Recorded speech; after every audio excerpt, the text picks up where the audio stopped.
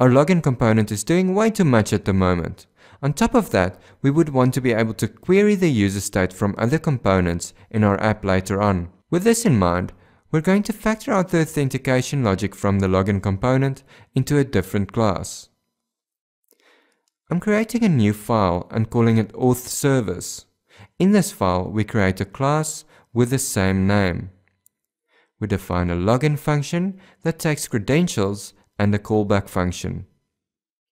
We make an instance of this class the export of this module, meaning we new it up before exporting it, instead of exporting the class itself. Because we'll be porting the authentication logic into this class, we need to require the buffer module, which allows us to do base64 encoding for basic HTTP authentication. I'm copying the authentication logic from the login component, and now I'm pasting it into this new file. Now, because this service is totally unaware and should be unaware of the login component, the set state calls don't make sense anymore. Instead, we return the exact same values on the callback function. Let's quickly change the login component to use this service. First, we need to require it. Note that I'm using the relative file path. Now that we've got it required, we call the login function on it, passing it the credentials on the first parameter.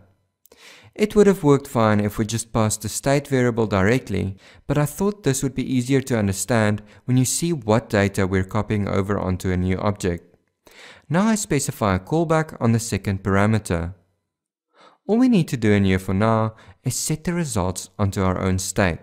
Remember, we changed the set state calls in the auth service to return the values on the callback. So our component is already set up to look for those state fields. That's why we can do this without mapping from the response onto the internal component state. And oh, there's one little thing I forgot when I moved the code over to the auth service. This code over here still trying to pull the credentials from the state variable, which is of course not available in our service and should be retrieved from the creds parameter over here. Let's fix that quickly by just replacing this state with creds. Now when we try it, it works as expected. The progress indicator is still visible though. That's because the show progress state variable is never set to true. To do this, we use the object.assign function to merge a false value for show progress onto the results. And now when we test it, the indicator is hidden after experiencing an error.